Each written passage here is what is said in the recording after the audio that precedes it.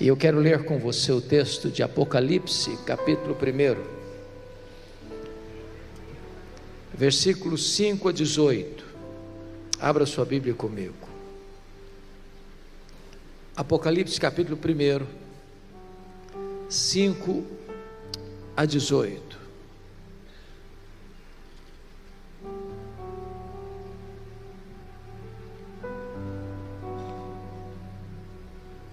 Lido o texto, por favor, não feche a sua Bíblia. Eu preciso que você acompanhe comigo a exposição do texto. Eu estou seguindo a versão revista e atualizada, e nessa versão está escrito o seguinte: e da parte de Jesus Cristo, a fiel testemunha, o primogênito dos mortos e o soberano dos reis da terra, àquele que nos ama e pelo seu sangue nos libertou dos nossos pecados, e nos constituiu reino, sacerdotes para o seu Deus e Pai, a Ele a glória e o domínio pelos séculos dos séculos. Amém. Eis que vem com as nuvens, e todo olho verá, até quantos o traspassaram, e todas as tribos da terra se lamentarão sobre ele, certamente. Amém. Eu sou o Alfa e o Ômega, diz o Senhor Deus, aquele que é e que era e que há de vir, o Todo-Poderoso. Eu, João, irmão vosso e companheiro na tribulação, no reino e na perseverança, em Jesus achei-me na ilha chamada Patmos, por causa da palavra de Deus e do testemunho de Jesus. Achei-me espírito no dia do Senhor, e ouvi por detrás de mim grande voz como de trombeta, dizendo: o que vês, escreve em livro e manda às 7 igrejas: Éfeso, Esmirna, Pérgamo, Tiatira, Sardes, Filadélfia e Laodiceia. Voltei-me para ver quem falava comigo, e voltado vi 7 candeeiros de ouro, e no meio dos candeeiros um semelhante a filho de homem, com vestes talares, e cingido à altura do peito com uma cinta de ouro. A sua cabeça e cabelos eram brancos como a alva lã, como neve, os olhos como chamas de fogo, os pés semelhante ao bronze polido, como que refinado na fornalha, a voz como voz de muitas águas. Tinha na mão direita 7 estrelas, e da boca saía-lhe uma afiada espada de 2 gumes. O seu rosto brilhava como o sol na sua força. Quando o vi, caí a seus pés como morto. Porém ele pôs sobre mim a mão direita, dizendo: não temas, eu sou o primeiro e o último, e aquele que vive. Estive morto, mas eis que estou vivo pelos séculos dos séculos, e tenho as chaves da morte e do inferno. Amém.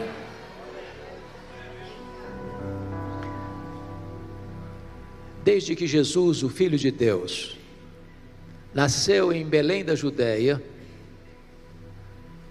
as nuvens escuras, cinzentas, de tempos difíceis, raiavam no horizonte do povo de Deus. Quando Jesus nasceu, quem governava o Império Romano era César Augusto, que governou do ano 27 a.C. ao ano 14 depois de Cristo.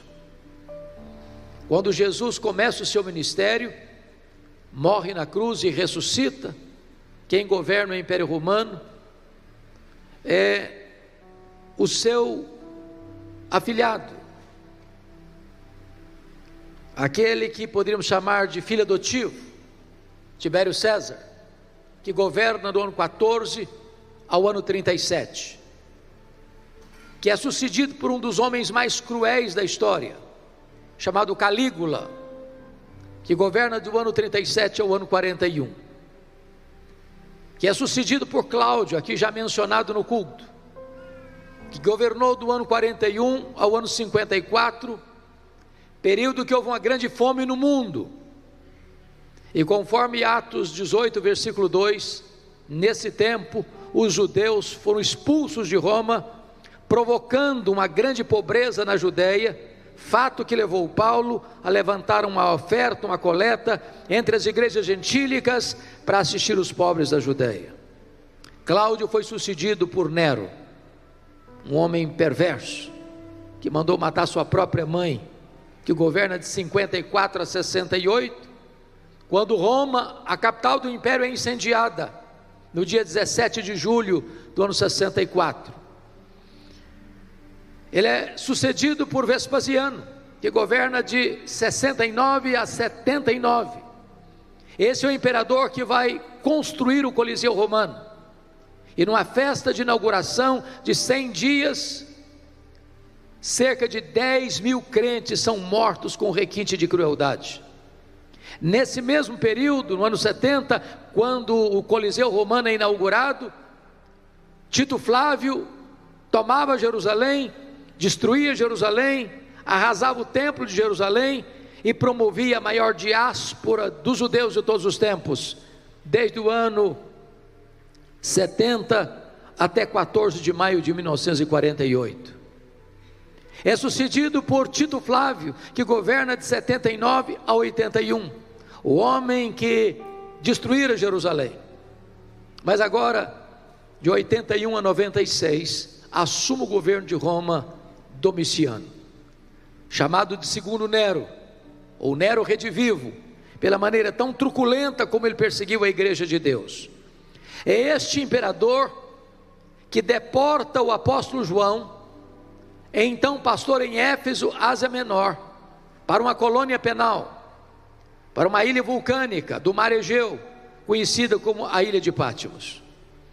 Vale destacar que a essas alturas, todos os apóstolos de Jesus já estavam mortos, e mortos pelo viés do martírio.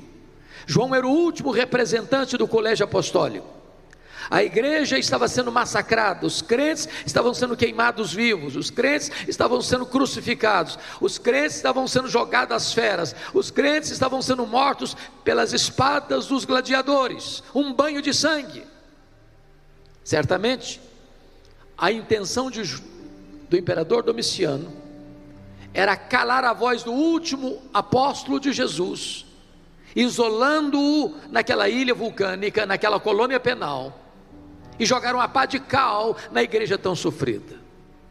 Porém, quando todas as portas para João estavam fechadas na terra, o próprio Deus abriu-lhe uma porta no céu, e disse para ele: sobe para aqui, e eu te mostrarei, não as coisas que talvez aconteçam, não as coisas que podem acontecer, eu te mostrarei as coisas que devem acontecer.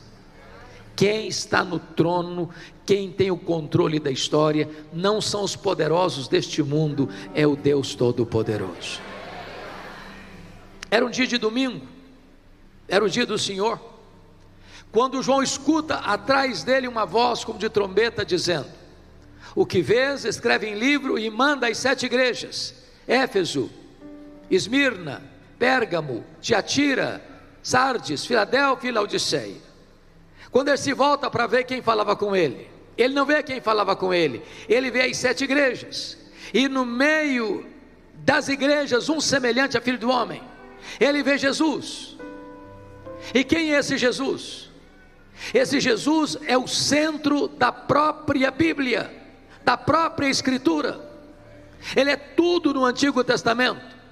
Ele é a semente da mulher, ele é o descendente de Abraão, ele é o cordeiro da Páscoa, ele é a coluna de nuvem, ele é a coluna de fogo, ele é o maná que caía do céu, ele é a água que brotava da rocha, ele é representado pelo tabernáculo, ele é representado pela Arca da Aliança, ele é representado pelo templo, ele é representado pelas festas, ele é representado pelos sacrifícios, ele é representado pelo sábado. Tudo era sombra dele, ele é a realidade, ele é tudo no Antigo Testamento. Quem é esse Jesus? Ele também é tudo no Novo Testamento. Ele é o Cordeiro de Deus que tira o pecado do mundo. Ele é o Verbo que se fez carne. Ele é o Cordeiro que foi morto, mas está vivo pelos séculos dos séculos, e tem as chaves da morte e do inferno. Ele é o Rei dos Reis, Ele é o Senhor dos Senhores, Ele é o Alfa, Ele é o Ômega, Ele é o princípio, Ele é o fim. Quem é esse Jesus que se revela a João na ilha de Patmos? Eu gostaria de observar o texto lido com vocês e extrair daqui 3 lições. A primeira delas é a glória incomparável da pessoa de Jesus. A segunda lição é a glória incomparável da obra de Jesus. E a terceira lição, a terceira parte desta mensagem: quais as implicações dessas duas verdades anteriores? Então vejamos quem é esse Jesus que João vê. Em primeiro lugar, confira comigo o versículo 13. E vi no meio dos candeeiros um semelhante a filho de homem, com vestes talares cingidos à altura do peito, com a cinta de ouro. A primeira coisa que ele nota é que este Jesus é onipresente. Ele está em Éfeso, ele está em Esmirna, ele está em Pérgamo, ele está em Tiatira, ele está em Sardes, ele está em Filadélfia, ele está em Laodiceia ao mesmo tempo. Ele está aqui no templo da Lagoinha de Campinas nesta noite. Ele está no Japão, ele está na Coreia, ele está nos Estados Unidos, ele está no Canadá, ele está na África, ele está na Ásia, ele está na Europa, ele está na América, ele está na América do Sul, ele está na América Central, ele está na Oceania, ele está em toda parte ao mesmo tempo. Ele é onisciente. Eu não tenho dúvidas de que esta reunião é tão relevante. Não é porque nós estamos num lugar agradável. Essa reunião é tão importante, não é porque temos músicos de qualidades excelentes. Essa reunião é tão agradável, não é porque temos pessoas tão simpáticas e carinhosas. Essa reunião é tão importante porque Jesus está aqui nesta noite. É a presença dEle, e é na presença dEle que nós encontramos razão para estarmos reunidos nesta noite. Segundo lugar, quem é esse Jesus? Versículo 14 diz: a sua cabeça e cabelos eram brancos como a alva lã, como neve. Isso significa que ele é eterno. Isso é um símbolo. Ele existe antes da criação do mundo. Ele é Deus Pai, Ele é Deus Filho, Ele é Deus Espírito Santo, antes que o universo fosse criado. Ele não precisou criar o universo para ser Deus, já o era antes da criação. Ele não deriva a glória da criação para ser Deus, porque já era Deus glorioso e completo em si mesmo antes do universo ser criado, muito embora o universo é um palco da glória de Deus. Ele não foi criado, Ele é o Criador. Ele não passou a existir, Ele é o Pai da eternidade. Terceiro lugar, versículo 14 diz: os olhos são como chamas de fogo. Isso fala que Ele é onisciente. Ele tudo vê e a todos sonda. Na medida que Ele vai caminhando entre as igrejas, Ele vai repetindo o mesmo estribilho: eu conheço, eu conheço, eu conheço, eu conheço, eu conheço, eu conheço, eu conheço. Ele conhece as nossas obras, Ele conhece as nossas angústias, Ele conhece o lugar onde nós habitamos, Ele conhece o seu nome, Ele conhece a sua história, Ele conhece as suas dores, Ele conhece as suas lágrimas, Ele conhece os seus gemidos, Ele conhece os seus traumas, Ele conhece os seus recalques, Ele conhece as suas lágrimas, Ele conhece os gemidos abafados da sua alma, Ele sabe tudo a seu respeito, e apesar disso Ele ama você. Quarto lugar, o versículo de número 15 diz que os seus pés são semelhantes ao bronze polido, como refinado numa fornalha. Essa figura retrata que Ele é onipotente. Ninguém pode detê-lo, ninguém pode ameaçá-lo, ninguém pode intimidá-lo, ninguém pode derrotá-lo, ninguém pode diminuí-lo. Os homens tentam com empáfia atacar Jesus, zombar de Jesus, escarnecer de Jesus, mas Ele está no trono. Ele lá de cima ri ao ver a tolice dos homens.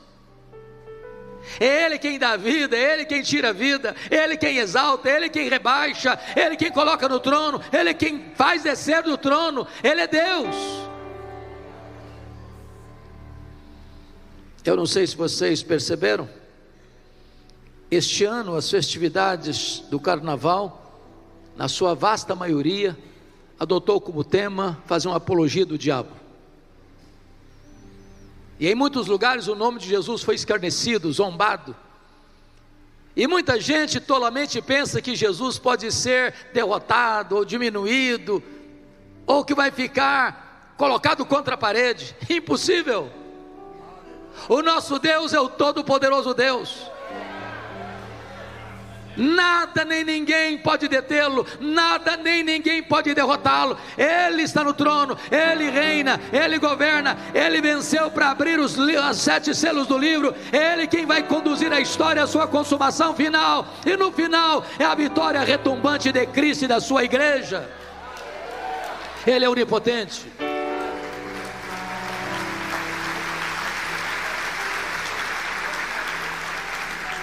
Mas o verso 15 diz que a voz é como voz de muitas águas. Sabe o que significa isso? Ele é irresistível. Ele deu uma ordem e o universo surgiu. Do nada, Ele tudo fez pela palavra do seu poder. Ele dá uma ordem e o sol para. Ele dá uma ordem e cada estrela aparece pela chamada do nome. Ele dá uma ordem e o vento cessa. Ele dá uma ordem e o mar se acalma. Ele dá uma ordem e a doença tem que acabar. Ele dá uma ordem e os demônios têm que bater em retirada. Ele dá uma ordem e os anjos saem para obedecê-lo. A sua voz é poderosa, a sua voz despede chamas de fogo, a sua voz faz tremer o deserto, a sua voz despedaça os cedros do Líbano, e a sua voz está ecoando aqui nesta noite. Mas notem comigo o versículo 16. Tinha na mão direita 7 estrelas, e da boca saía-lhe uma afiada espada de 2 gumes. Sabe o que significa isso? Ele é vitorioso. O que eu acho curioso é que na batalha final, que de forma emblemática a Bíblia chama Batalha do Armagedon, alguns pensam que o que vai ter lá vai ser uma conflagração de exércitos poderosos, de armas em punho, com canhões, com fuzis, com tanques de guerra, com armas atômicas, com bombas nucleares, com armas químicas. A única arma que será acionada é a espada que sai da boca do Senhor Jesus. A Bíblia diz que Ele vai matar o anticristo com o sopro da sua boca, no poder da sua parousia. E Ele vem em glória, e Ele vem em majestade, e diz a Bíblia que Ele vai colocar todos os seus inimigos debaixo dos seus pés. Ninguém pode resisti-lo. É o poder da sua palavra. Mas notem comigo, o versículo de número 16, que diz que o seu rosto brilhava como o sol na sua força. Ele é glorioso. O Cristo que João vê agora, não é aquele Cristo suando sangue do Getsemane. O Cristo que João vê agora, não é aquele Cristo cuspido e esbordoado do sinédrio judaico. O Cristo que João vê agora não é aquele Cristo vilipendiado e espancado do pretório romano. O Cristo que João vê agora não é o Cristo que caminha trôpego e zangue pelas ruas apinhadas de Jerusalém, sob os apupos e vaias de uma multidão ensandecida. O Cristo que João vê agora não é aquele Cristo preso no leito maldito. O Cristo que João vê agora é o Cristo vencedor, é o Cristo vitorioso, é o Cristo glorioso, cujo rosto brilha como o sol na sua força. É na presença desse Cristo que nós adoramos nesta noite. Ele está aqui, Ele é a razão da nossa vida. O resultado, confira comigo, está aí no versículo 17. Quando o vi, caí a seus pés como morto. Porém ele pôs sobre mim a mão direita, dizendo: não tenhas medo, não temas, eu sou o primeiro e o último, e aquele que vive. Estive morto, mas eis que estou vivo pelos séculos dos séculos, e tenho as chaves da morte e do inferno. Nós não viemos aqui hoje adorar o Cristo que esteve vivo e está morto. Nós viemos aqui hoje adorar o Cristo que esteve morto, mas está vivo pelos séculos dos séculos. Como já foi afirmado nesse culto, a cruz está vazia, o túmulo está vazio, mas Ele está no trono, Ele está sentado no trono, e Ele tem as rédeas da história em suas mãos. Mas o Cristo que está aqui hoje é o Cristo restaurador, que está dizendo para você e para mim: não fica com medo não. O mundo está aí em convulsão, no estertor da morte, posto no maligno, caminhando célere para a perdição, furioso, cruel. Não tenha medo não. Sabe por quê, João?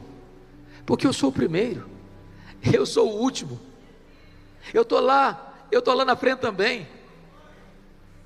E tem mais, João: eu estive morto, mas estou vivo pelos séculos dos séculos, e eu tenho as chaves da morte e do inferno. Quem tem a chave tem o poder, quem tem a chave tem a autoridade, e é Jesus quem tem poder, e é Jesus quem tem a autoridade. Ele manda no céu, Ele manda na terra, Ele manda no inferno. Quem tem a chave da morte e do inferno não é o diabo, é o Senhor Jesus Cristo. Louvado seja o seu nome. A sua pessoa é gloriosa. Esse é o primeiro ponto que nós estamos a destacar. Vamos ao segundo ponto da mensagem: a glória incomparável da sua obra. E eu destaco 4 verdades. A primeira delas está no verso 5, que está escrito assim: àquele que nos ama.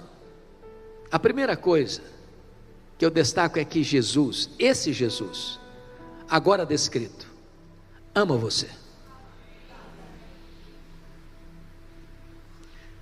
Os nossos irmãos da Inglaterra, do século 17, perguntavam assim: achas pouco os seres amado por Deus? Entender isso cura qualquer complexo de inferioridade. Entender isso resolve o problema de autoestima achatada. Agora, note, Ele não ama você porque viu em você virtudes para ser amado. A causa do amor de Deus por você, de Jesus por você, não está em você, está nele mesmo. Sabe o que me impressiona? É que às vezes nós amamos porque não conhecemos. Se as pessoas nos conhecessem como Deus nos conhece, talvez sairiam horrorizadas.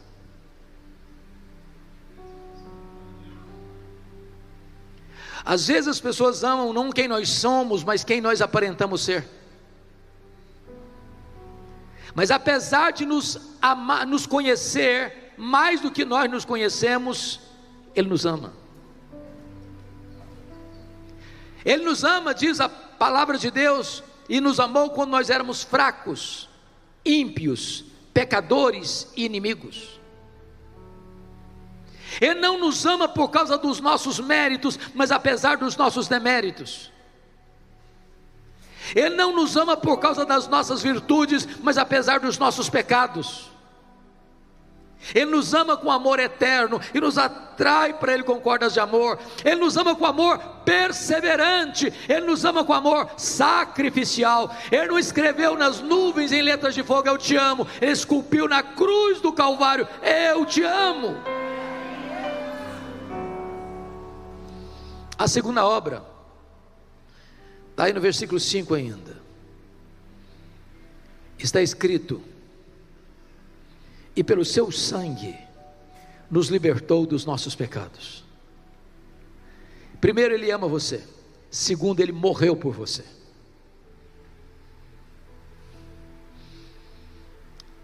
E talvez é importante esclarecer: Ele não morreu como um mártir. Não. Ele não morreu naquela cruz porque sucumbiu ao poder de Roma. Ele não morreu naquela cruz porque foi vítima de uma trama do Sinédrio. Ele não morreu naquela cruz porque covardemente Pilatos o sentenciou à morte.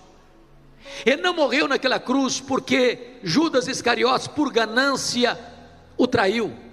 Ele não morreu naquela cruz porque covardemente Pedro negou. Ele não morreu naquela cruz porque os soldados cruelmente o pregaram naquele lenho. Ele morreu naquela cruz porque o Pai o entregou por amor. Ele morreu naquela cruz porque voluntariamente deu a si mesmo por você. A Bíblia diz que ele não levou em conta a ignomínia, a vergonha da cruz, pela alegria que lhe estava proposta, a alegria de morrer por você e de dar a você a vida eterna. Agora notem, já foi dito aqui, nós somos pecadores, não há justo nenhum sequer. Nós não podemos resolver o nosso próprio problema, nós não podemos limpar a nós mesmos, nós não podemos mudar o nosso coração, nós não podemos nos libertar dos nossos pecados, mas Jesus morreu para que com o seu sangue você fosse liberto dos seus pecados. Jesus está aqui nesta noite e Ele é poderoso para quebrar as algemas invisíveis que prendem você do pecado, do vício, dos maus hábitos, das mazelas da sua vida. Hoje Jesus está aqui para tornar você verdadeiramente livre. Terceira obra, confira comigo o versículo 6.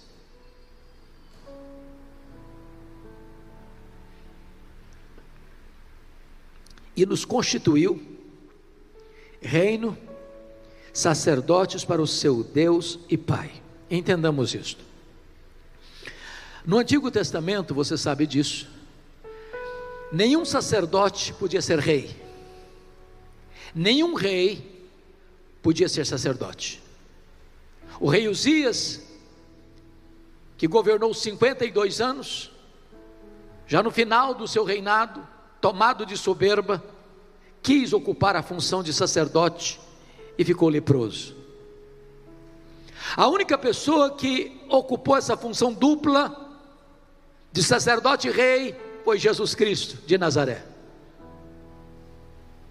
E agora, morrendo por nós, o véu do templo sendo rasgado de alto a baixo, você e eu fomos constituídos por Ele como reis e como sacerdotes.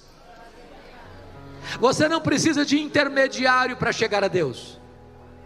Você pode falar com Ele em qualquer lugar, a qualquer hora, sob qualquer circunstância. Eu quero lhe dizer nesta noite que corre em suas veias mais do que sangue azul. Você é filho do Rei dos Reis, do Senhor dos Senhores. Você é sacerdote, você é rei, você é filho do Altíssimo. Mas em último lugar, quarto lugar, primeiro, Ele ama você.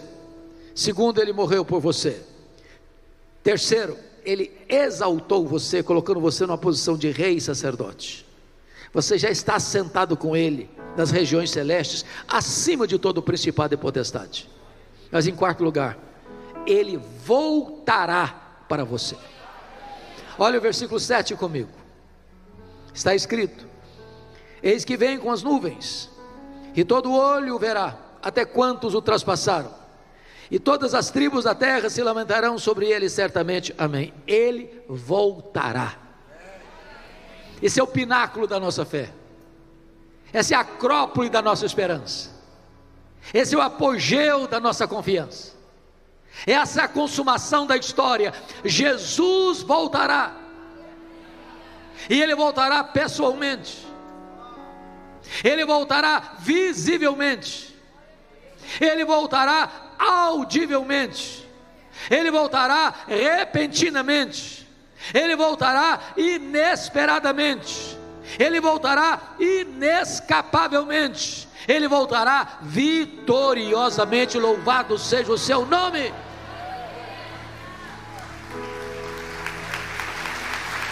Ele ama você, Ele morreu por você, Ele exaltou você e Ele voltará para você. Bom, agora vamos ao terceiro e último ponto da mensagem. Quais são as implicações dessas duas verdades aqui enfatizadas?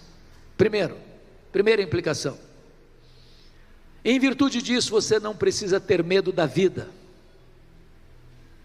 Tem muita gente com medo da vida. Tem muita gente flertando com a morte. Tem muita gente pensando em suicídio. Tem muita gente saltando nos braços da morte. Tem muita gente com medo de enfrentar a vida, porque a providência é carrancuda, porque a circunstância é difícil. Eu fico imaginando o cenário de João. Os seus irmãos estão sendo crucificados. Os seus irmãos estão sendo queimados vivos. Os seus irmãos estão sendo jogados às feras. Os crentes estão sendo perseguidos por todo lado. O próprio João, na velhice, é banido para uma colônia penal. O cenário é cinzento, a circunstância é medonha. Talvez você olhe para o Brasil e você não vê saída, e você não vê perspectiva, e você não tem esperança de mudança. O mecanismo é pesado, o esquema é doloroso, o futuro parece sombrio. Mas quando João olha para essa cena, foi Domiciano quem o mandou para aquela colônia penal. Mas quando ele olha com os olhos da fé, ele faz uma outra declaração, no capítulo 1, versículo 9, ele está nessa ilha por causa da palavra de Deus e do testemunho do Senhor Jesus. Aquilo que os homens planejaram ser o seu fim, foi o começo da esperança para a igreja de Deus. Quando as portas se fecharam para ele na terra, Deus abriu-lhe uma porta no céu. Eu quero dizer para você que não importa o que virá amanhã, não importa que partido político vai governar, não importa quem vai estar no controle das rédeas políticas da nação, ou do poder judiciário, ou do poder legislativo, ou das conjunturas econômicas dessa nação, o nosso Deus continua no trono, e Ele quem vai governar a sua vida. Segundo lugar, segunda implicação, você não precisa ter medo da morte. Jesus disse para João na ilha de Patmos: não temas, eu sou o primeiro, eu sou o último. Eis que eu estive morto, mas eu estou vivo pelos séculos dos séculos. Eu quero dizer para você que a morte agora não é mais aquele rei dos terrores, porque Jesus arrancou aquele leão da morte. Se a morte até então era o rei dos terrores, Jesus é o rei dos reis. E ele entrou nas entranhas da morte, ele arrancou aquele leão da morte, ele matou a morte, e ele ressuscitou, inaugurando a imortalidade, e ele é a ressurreição e a vida. E se você nele crê, você nunca morrerá eternamente, você já passou da morte para a vida. A morte não tem a última palavra. O túmulo não é o nosso último endereço. Para nós agora, viver é Cristo e morrer é lucro, porque é partir para estar com Cristo, o que é incomparavelmente melhor. Terceiro, você então não precisa ter medo do futuro desconhecido. Eu explico isso aqui melhor. Todos nós crentes no Senhor Jesus Cristo temos garantido o nosso futuro final. Sabemos que Jesus voltará, que os mortos vão ressuscitar, que vamos ter um corpo imortal, incorruptível, glorioso, poderoso, espiritual, celestial, semelhante ao corpo da glória do Senhor Jesus. Sabemos que vamos desfrutar da bem-aventurança eterna, isso está garantido, está seguro. Mas nem eu nem você sabemos o que vai nos acontecer amanhã. Nós não enxergamos no escuro, nós não enxergamos na curva, nós não podemos garantir se no próximo culto que esta igreja vai celebrar, se todas as pessoas que estão neste auditório vão estar vivas. Eu não sei se estarei vivo amanhã, nem você também.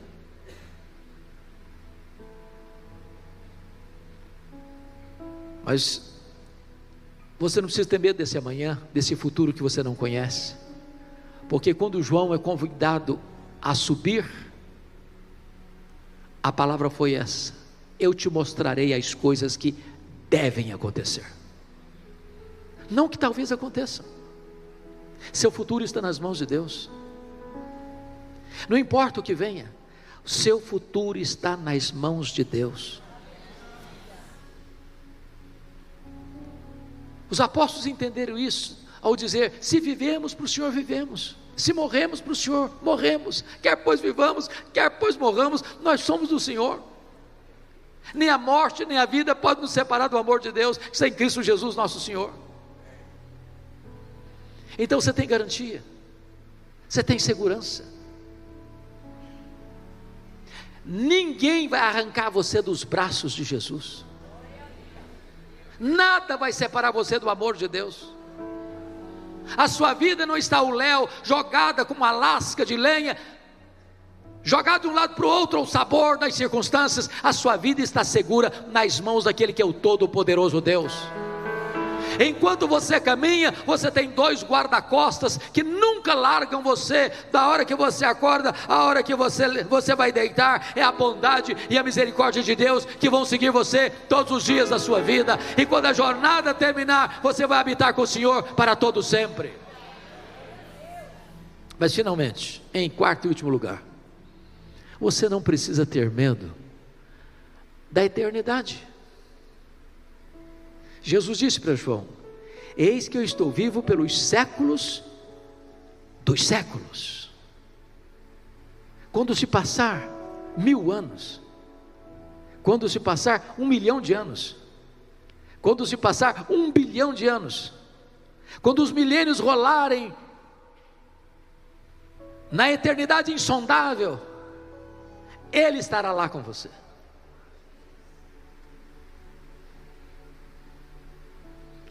E Ele será o seu prazer, a sua alegria, a sua herança. Você vai vê-lo face a face, você vai servi-lo, você vai reinar com Ele, você vai se deleitar nele. E não há outro em quem você tenha na terra, não há outro em que você tenha no céu. Ele é tudo em todos. Você não precisa ter medo, porque lá na eternidade insondável, Ele estará lá com você, e você habitará com Ele, reinará com Ele. Diz o texto, que quando João vê Jesus, nesta glória, ele cai como morto aos seus pés. Sempre que alguém viu a glória manifesta de Deus, ficou profundamente tocado, quebrantado. Este Jesus está aqui hoje. Qual vai ser a sua atitude em relação a Ele? Curvar-se, render-se, prostrar-se? É reconhecer que Ele é tudo na sua vida? Feche os seus olhos por um momento.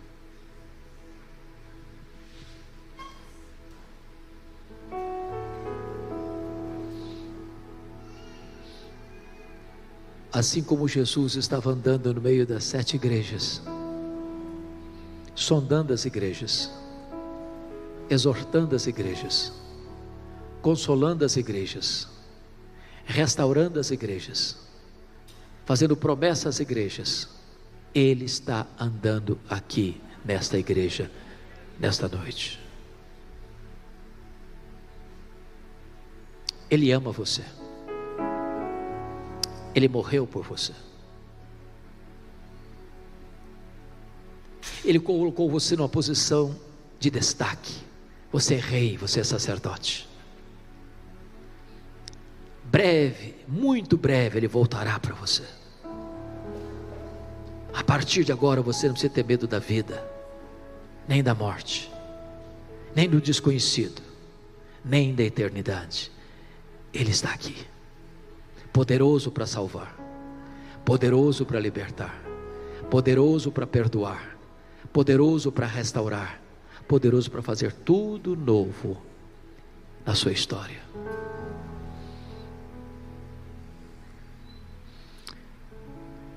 Senhor Deus, eu te peço que tu apliques esta palavra ao coração de todas as pessoas que entraram nesta casa. e de todas aquelas que estão acompanhando virtualmente este culto. Temos plena consciência de que só podemos falar aos ouvidos. Só o Teu Espírito pode falar aos corações. Ah, Senhor, que o Teu Espírito agora tire o tampão dos ouvidos, que o Teu Espírito tire agora a venda dos olhos, que o Teu Espírito tire agora o coração de pedra e dê um coração de carne, que o Teu Espírito aplique esta palavra a todos nós, para que os nossos olhos vejam a grandeza incomparável de Jesus, a riqueza insondável da sua obra por nós, e que implicações tem isso agora para a nossa vida. Glorifica o Teu próprio nome nesta noite, exalta entre nós o Teu santo servo Jesus, traz glória ao Teu nome, salvação na terra e edificação para a Tua igreja, em nome de Jesus, amém.